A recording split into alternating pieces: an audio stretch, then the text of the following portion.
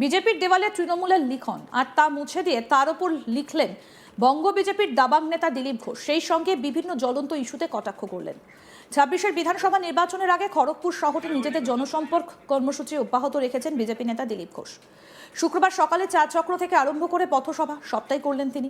সেই সঙ্গে রংপুরে তৃণমূলের দৌরাত্ম্য এবং পুলিশের দ্বারা দুষ্কৃতী দৌরাত্ম্যকে কায়েম রয়েছে বলে অভিযোগ করেছেন দিলীপ ঘোষ। একগুচ্ছ মন্তব্য করে রাজ্য সরকারের তুমুল সমালোচনা করেন তিনি। সেই সঙ্গে খড়গপুর শহরের ৩ নম্বর ওয়ার্ডের তৃণমূল কাউন্সিলর প্রবীর ঘোষ বিজেপির চিহ্নিত করা দেওয়ালে যে প্রচার লিখনই শুরু করেছিলেন তা মুছে দিয়ে নিজের হাতে সেই দেওয়াল লিখন করলেন দিলীপ ঘোষ।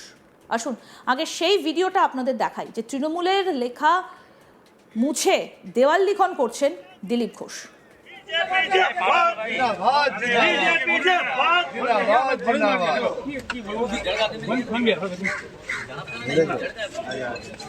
অনেক বছর ধরে আঁকছি রে ভাই, সারা বছরই কিছু না কিছু করতে হয়।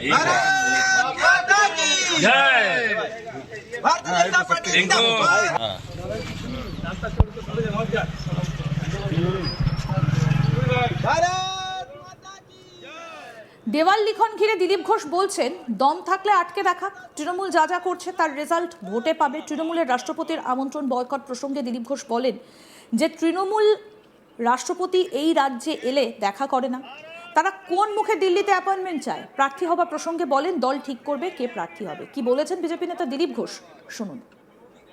বিজেপি আছে, বিজেপি জিতবে, বিজেপি পদ্মপুর লোকেরা ভোট দেবে, ক্যান্ডিডেট কে হবে সেটা আমাদের কেন্দ্রীয় কমিটি ঠিক করবে। দাদা, কালকে মোদিজির সভা রয়েছে, গতকাল থেকে তৃণমূলের নেতারা নাকি কলকাতা জুড়ে সন্ত্রাস চালাচ্ছে, মোদিজির হোর্ডিং এর লাইট বন্ধ করে দিয়েছে এবং সভাস্থলে জিতে।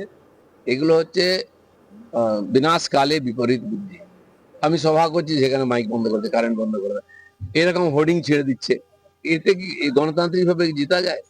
এখন মমতা ব্যানার্জি যা করছে উনি ভাবছেন খুব শক্তি দেখাচ্ছেন, কিন্তু জনতা এটাকে নিচ্ছে না, নেগেটিভ ভাবে নিচ্ছে। সব উল্টো পড়বে ওনার জন্য, যত দাদাগিরি করবেন সংবিধানের বিরুদ্ধে, নির্বাচন কমিশন ওর বিরুদ্ধে যাবেন, পশ্চিমবাংলার মানুষ এটা সহ্য করবে না। দাদা, এই নম্বর ওয়ার্ডের কাউন্সিলর প্রবীর ঘোষ আপনার এলাকার বেশ কয়েকটি দিওয়াল মুছে দিয়েছে রাতের অন্ধকারে, অভিযোগ কি বলবেন দাদা? কুত্তা भी अपने घर में शेर होता है। ওয়ার্ডের মধ্যে অনেক দাদাগিরি, কিন্তু দাদারও তো দাদা আছে, দেখা যায় ইলেকশন আসুক। দাদা, ইলেকশন এলে কি মানে সব হবে। আজকে তো আমরা তার সেই দেওয়ালের উপরে লিখবো, আমি এক্ষুনি লিখবো, দম থাকলে আটকাক, কত মায়ের দুধ খেয়েছে দিলীপ ঘোষকে আটকাক, আমার দেওয়াল আমার লিখবো, আসুক সামনে। দাদা, তৃণমূলের রাষ্ট্রপতির কাছে সময় চাওয়ার আবেদন না মঞ্জুর রাষ্ট্রপতির দপ্তরে, অন্যদিকে আজ রাষ্ট্রপতি ব্রেকফাস্টের আমন্ত্রণ বয়কট তৃণমূলের। যে নির্লজ্জ লোকেরা রাজ্যে রাষ্ট্রপতি হলে দেখা করতে যায় না, তারা কোন মুখে দিল্লিতে অ্যাপয়েন্টমেন্ট চায়? রাষ্ট্রপতি তো যেন জীবনে টিএমসি লোকেদের মুখ না দেখেন, এই মুখ পড়াদের। এখানে এলেন দেখা করতে, মুখ্যমন্ত্রী গেল না, চিফ সেক্রেটারি গেল না, কোনো মন্ত্রী গেল না, অ্যাপয়েন্টমেন্ট নিচ্ছে কেন? অ্যাপয়েন্টমেন্ট এদের মুখ দেখা উচিত না। 14 লাখ প্রার্থী হচ্ছেন দিলীপ ঘোষ, সোনার নাম কি ঠিক হয়েছে, কি বলবেন? জানি না এটা কে বলছে, মিডিয়া বলছে কি পাবলিক বলছে, পার্টি যেটা বলবো ঠিক। আপনার কি মনে হচ্ছে পার্টি পুরনো লোককে গুরুত্ব দিচ্ছে? আমি জানি না, পার্টির পলিসি আমি তৈরি করি না, আমি কর্মী হিসেবে কাজ করি। গ্যাস সংকট ইস্যুতে তিনি বলছেন পর্যাপ্ত পরিমাণ গ্যাস রয়েছে, কিন্তু কালোবাজারি যাতে না হয় সেদিকে লক্ষ্য রাখতে হয়।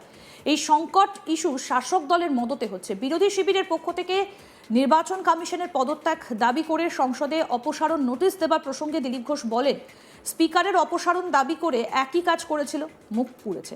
এর আগে এসআইআর ইস্যুতে একই রকম উদ্যোগ নিয়েছিল, ওরা মুখ পুড়ে থুবড়ে পড়েছিল। সাংবিধানিক ইস্যুর প্রতিবাদ করে কারো জয় হয়নি, নিজের ক্ষতি করবে, একই দশা হয়েছিল সিপিআইএম এর। কি বলেছেন এই বিষয়ে দিলীপ ঘোষ, শুনবো সেটাও। গত 5 বছর ধরে এখানে ধর্ণা চলছে সরকারের বিরুদ্ধে। মমতা ব্যানার্জি কিছু না করে উনিও ধর্ণা শুরু করলেন। এখন যারা ডিএ বাকি আছে, যাদের চাকরি হয় না, এসএসসি, তারা আন্দোলন করছে। যত ইলেকশন আসবে তত বেশি আন্দোলন হবে। মমতা ব্যানার্জি আগে ওইটা সামলান, তারপরে আন্দোলন করুন মোদী জিতবে। গ্রামাঞ্চল এবং দুর্গম এলাকায় গ্যাস বুকিং এর সময়সীমা 45 দিন করবে কেন্দ্র। মধ্যপ্রাচ্যের যুদ্ধের ফলে কেন্দ্রের অনিচ্ছা সত্ত্বেও বাংলায় বিপাকে পড়বে বিজেপি? কিছু বিপাকে পড়বে না। গ্যাস নিয়ে কালোবাজারি হয়। আপনারা দেখুন, আজকেও পেপারে ফটো এসছে, সরকারি মা ক্যান্টিনে গিয়ে ডোমেস্টিক গ্যাস ব্যবহার করা হচ্ছে, বেআইনি তো। এই ধরনের যে জমাখড়ি চলে, কালোবাজারি চলে, সেটা বন্ধ করার জন্য রেস্ট্রিকশন হয়েছে। কারো গ্যাসের অভাব হবে না। হ্যাঁ, এটা ঠিক যে যুদ্ধ বেঁধেছে, সাপ্লাই কমে গেছে, স্টক আছে, কিন্তু মিসইউজ না হয় সেজন্য সরকার কিছু বিশেষ কড়া স্টেপ নিয়েছে। সহযোগিতা করা উচিত সবার।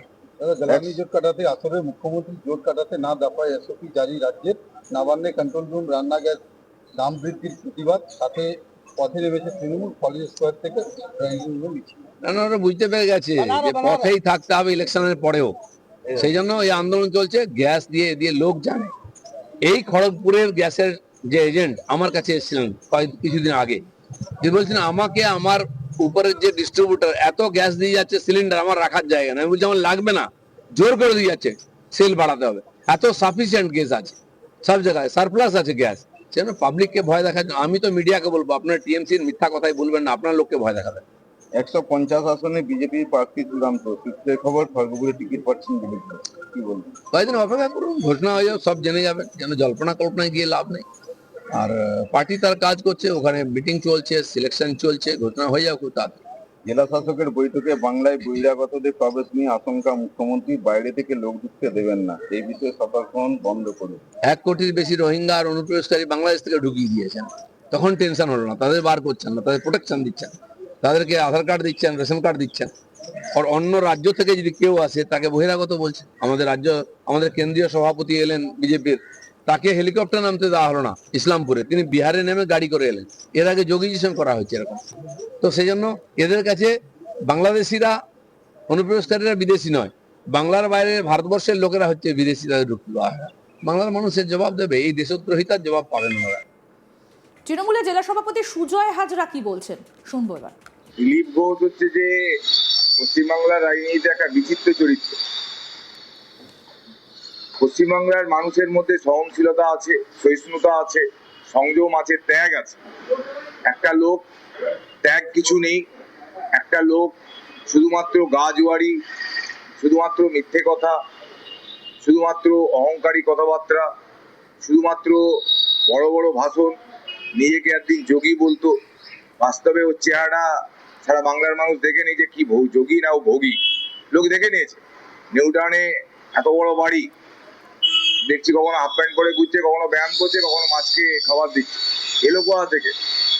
যদি যোগী লোক হয়, এত বড় তার নিউ টাউনে বাড়ি, এদিকে কদিন আগে তার তো দেখলেন কি ভিডিওগুলো সব বেরোলো। তো এখন